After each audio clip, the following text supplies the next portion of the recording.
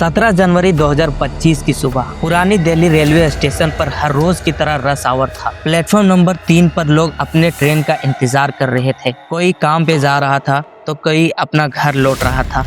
उसी भीड़ में एक 57 साल का आदमी खड़ा था, हाथ में एक छोटा सा बैग लिए, बिल्कुल एक आम पैसेंजर की तरह। उसका प्लान बिहार जाने का था और देखने में कुछ ऐसा नहीं था जो शक पैदा करे, लेकिन उस आदमी को जरा भी अंदाजा नहीं था कि ये सफर उसकी जिंदगी का आखिरी सफर बनने वाला है। अचानक सिविल ड्रेस में दिल्ली पुलिस क्राइम ब्रांच की टीम उसके इर्द गिर्द आ गई। ना कोई हंगामा हुआ और ना ही कोई भाग दौड़, बस शांति से उसे अरेस्ट कर लिया गया। और इसी अरेस्ट के साथ एक ऐसी कहानी सामने आई जो दिल्ली के लोग आज भी याद करके कांप उठते हैं। इस आदमी के नाम था चंद्रकांत झा, जिसे दुनिया एक और नाम से जानती है, द वॉचर ऑफ दिल्ली। करीब 18 साल पहले 2006 से 2007 के बीच इस शख्स ने पूरे दिल्ली को दहला दिया था। तिहाड़ जेल के बाहर और शहर के कुछ इलाकों में कुछ ऐसी लाश मिलती थी जो टुकड़ों में बटी होती थी, जिनका हाथ पैर या फिर सर नहीं मिलता था। सिर्फ इतना ही नहीं, बल्कि उसके साथ हैंड रिटन चिट्ठियां भी मिलती थी, जिसपे ये लिखा होता था, तुम्हारा बाप जीजा जी सीसी।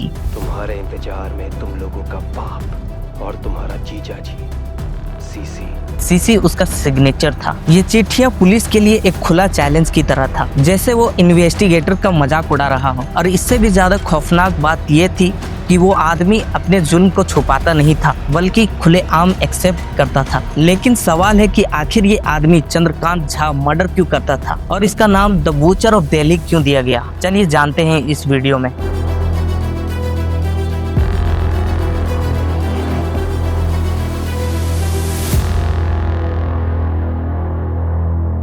चंद्रकांत झा का जन्म बिहार के मधेपुरा डिस्ट्रिक्ट के कोसाई गांव में हुआ था। दिखने में उसका बचपन मामूली लग सकता है, लेकिन अंदर ही अंदर कुछ ऐसी चीजें थी जो टूट रही थी। साइकोलॉजी के मुताबिक चाइल्डहुड ट्रॉमा, इमोशनल नेग्लेक्ट और आइसोलेशन इन सारे लोगों का अर्ली साइन होता है, जो आगे चलकर और भी ज्यादा वायलेशन की तरफ बढ़ जाते हैं। एक्सपर्ट्स मानते हैं कि बचपन में जो डर, इग्नोर होना या एब्यूज झेला जाता है, वो टाइम के साथ दबा रह जाता है और फिर किसी न किसी फॉर्म में बाहर निकलता है, कभी गुस्से के रूप में या फिर नफरत के रूप में। झा के केस में भी यही पैटर्न धीरे धीरे सामने आता है। वो पढ़ाई में एवरेज था, 8 क्लास तक पढ़ के वो पढ़ाई छोड़ दिया। पर्सनल लाइफ पूरी तरीके से बिखरी हुई थी। पहली शादी सिर्फ 1 साल में टूट गई, फिर उसने अपने पहली वाइफ को डिवोर्स दे दिया। उसके बाद उसने दूसरी शादी की, उससे 5 बेटियां हुई। लेकिन इतनी बड़ी फैमिली होने के बावजूद भी झा एक जिम्मेदार फादर या फिर पति नहीं बन पाया। घर, रिश्ता, जिम्मेदारी, किसी भी चीज में वो टिक नहीं पाया। उसकी पूरी जिंदगी इनस्टेबिलिटी से भरी हुई थी, जैसे हर चीज टेम्पोररी हो।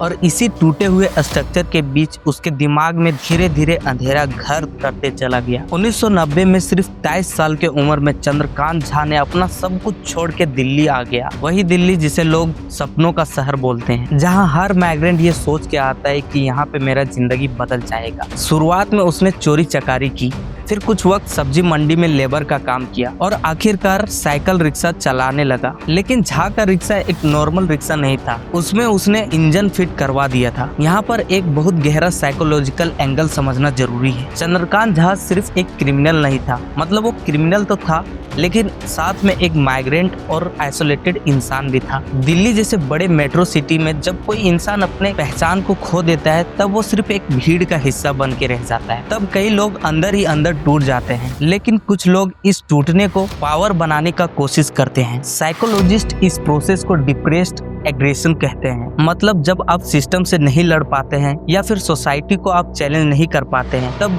आप अपना गुस्सा उन लोगों पे निकालते हैं जो आपसे भी ज्यादा कमजोर होता है। झा के केस में ये कमजोर लोग वही थे, यूपी और बिहार से आए हुए माइग्रेंट्स लेबर। पहले वो मदद का हाथ बढ़ाता था, रहने के लिए जगह, खाना और काम का वादा, ये सब करके वो उन लोगों का भरोसा जीत लेता था। सीरियल किलर फिलोसफी में इस स्टेज को ग्रूमिंग फेज कहा जाता है। उसी तरह जैसे एक शिकारी पहले अपने शिकार को सेफ फील करवाता है, झा भी उनसे कहता था कि मेरे पास रह लो, मैं संभाल लूंगा। वो अपने आप को फादर फिगर या फिर बड़े भाई के जैसा प्रेजेंट करता था, प्यार, कंसर्न और प्रोटेक्शन दिखाकर। 1998 में चंद्रकांत झा ने पहला मर्डर किया, जिसका विक्टिम था मंगल।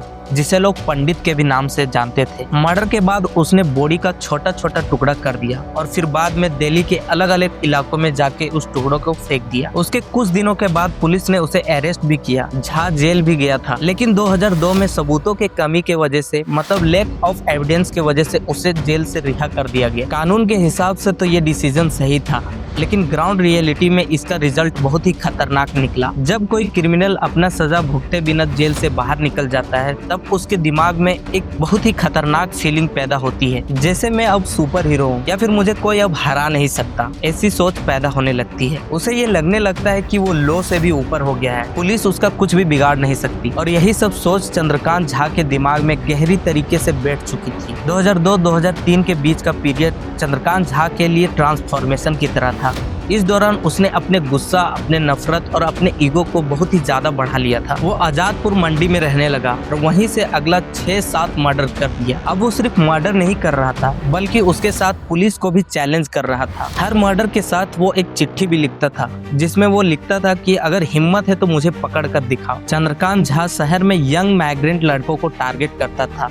ऐसे लड़के जो शहर में गुमनाम होते थे, जिनके पास न फैमिली का स्ट्रॉन्ग सपोर्ट होता था और न ही कोई ऐसी आवाज जो कि गायब होने पर तुरंत शोर मचा सके। और ये वही लोग थे जो यूपी या फिर बिहार से रोजगार के तलाश में दिल्ली आए थे और भीड़ में कहीं खो गए थे। और झा जानता था कि अचानक से ये लोग अगर गायब हो जाते हैं तो कोई भी सवाल नहीं उठाता, और यही उसका सबसे बड़ा एडवांटेज था। हर मर्डर के साथ उसका कॉन्फिडेंस और भी ज्यादा बढ़ता गया और उसका ब्रूटैलिटी और भी ज्यादा बढ़ गई। दिसंबर 2003 में उमेश का मर्डर हुआ, एक और माइग्रेंट लड़का जो बिहार से दिल्ली रोजगार के लिए आया था। झा ने सबसे पहले उसको सहारा देने का काम किया, उसको रहने का जगह दिया, खाने के लिए खाना दिया और उसका सबसे पहले भरोसा जीत लिया। लेकिन एक दिन किसी छोटी सी बात में शायद उमेश ने झूठ बोला था या फिर कुछ ऐसा खा लिया था जो झा को पसंद नहीं था। उसके वजह से वो इतना ज्यादा गुस्सा हो गया कि उसका मर्डर ही कर दिया। झा विक्टिम को सबसे पहले रस्सियों से बांध देता था, जिससे वो कंप्लीटली हेल्पलेस हो जाए। ये पावर और कंट्रोल का एक क्लासिक एग्जांपल है। फिर वो 2 डंडे जिसमें चेन बंधा होता था, उसको वो गला घोटने पर यूज करता था। इस चेन को वो विक्टिम के गले में उस टाइम तक दबा के रखता था जब तक कि विक्टिम पूरे तरीके से मर नहीं जाता था। इसके बाद आता है और भी ज्यादा डरावना फेस, हाथ पैर अलग, सर अलग। झा हर एक विक्टिम के साथ ऐसे ही करता था, जिसके बाद वो बॉडी पार्ट्स को न्यूज़पेपर या फिर प्लास्टिक की मदद से अच्छे से बांध देता था ताकि ब्लड उससे लीक ना हो पाए। उसके बाद सीधा वो अपने मॉडिफाइड रिक्शा में उस बॉडी को लाद करके रात के अंधेरे में तिहाड़ जेल गेट नंबर 3 के पास रख देता था। ये जो झा का बिहेवियर था वो बहुत ही ज्यादा डिस्टर्बिंग और कंफ्यूजिंग था, क्योंकि अक्सर किलर बॉडी को छुपाने का काम करता है ताकि वो पकड़े ना जा सके, लेकिन झा जस्ट इसका उल्टा करता था। जिसके साथ साथ वो एक अपने हाथ से लिख के लेटर भी रख देता था, जिसमें ये लिखा होता था, तुम्हारा बाप जीजा जी सीसी। ये लेटर लिख के वो सीधा पुलिस को चिढ़ा रहा था, मैं यहाँ हूँ, मुझे पकड़ कर दिखाओ अगर हिम्मत है तो। ये पैटर्न हमें दुनिया के कुछ और सीरियल किलर के बारे में भी बताता है, जैसे जोडियक किलर या जैक द रैपर, जो खुलेआम पुलिस और मीडिया को लेटर देके के अपने प्रेजेंस का एहसास करवाते थे। झा के लिए ये मर्डर क्राइम नहीं था, बल्कि एक ईगो गेम की तरह था। ये मर्डर करके वो पुलिस को चैलेंज करता था और अपने सो कॉल्ड सुपीरियरिटी को दिखाना चाहता था। लेकिन यहाँ पर सबसे बड़ा सवाल आता है कि आखिर झा मर्डर क्यों करता था? क्या ये सिर्फ मजे के लिए ऐसा करता था या फिर इसके पीछे कुछ और भी रीजन है? झा की साइकोलॉजी बहुत ही लेयर्ड और कॉम्प्लेक्स थी। साइकोलॉजिस्ट के हिसाब से Chandrakant Jha mission oriented serial killer के लिस्ट में आता है। ऐसे किलर जो ये मानते हैं कि वो अपने सोसाइटी के लिए काम कर रहे हैं, जैसे वो दुनिया को क्लीन कर रहे हैं। इन जैसे किलर को ये लगता है कि कुछ ऐसे लोग हैं इस दुनिया में जो कि दुनिया के लिए बर्डन है और उसे हटाना जरूरी है, ये उनका फर्ज है। झा भी कुछ ऐसे ही सोचता था। उसके लिए वो माइग्रेंट लेबर सिर्फ एक लोग नहीं थे, बल्कि एक ऐसा इंडिविजुअल थे जिन्हें वो अपने नजर में वर्थलेस या फिर अनफिट मानता था। समझिए तो वो खुद को एक जज की तरह समझने लगा था, जैसे लाइफ और डेथ उसके हाथों में है। इस इल्यूजन में उसे लगता था कि मैं कोई भी गलत काम नहीं कर रहा हूँ, बल्कि जो भी कर रहा हूँ वो सब सही काम कर रहा हूँ, और ये सब लेके उसे कोई भी रिग्रेट नहीं होता था। मई 2007 को दिलीप का मर्डर हो गया और उसे इसलिए मार दिया गया क्योंकि वो सिर्फ नॉनवेज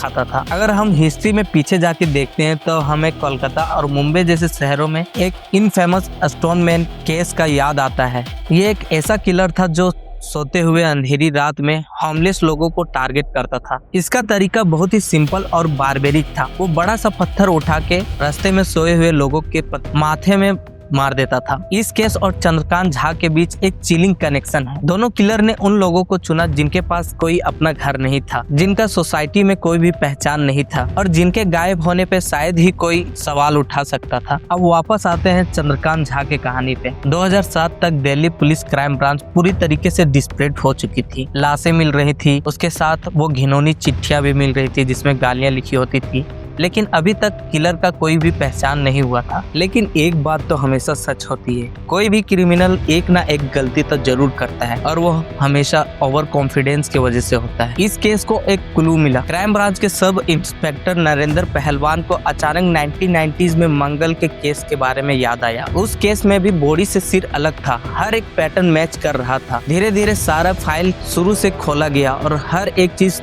दोबारा इन्वेस्टिगेशन में लाया गया।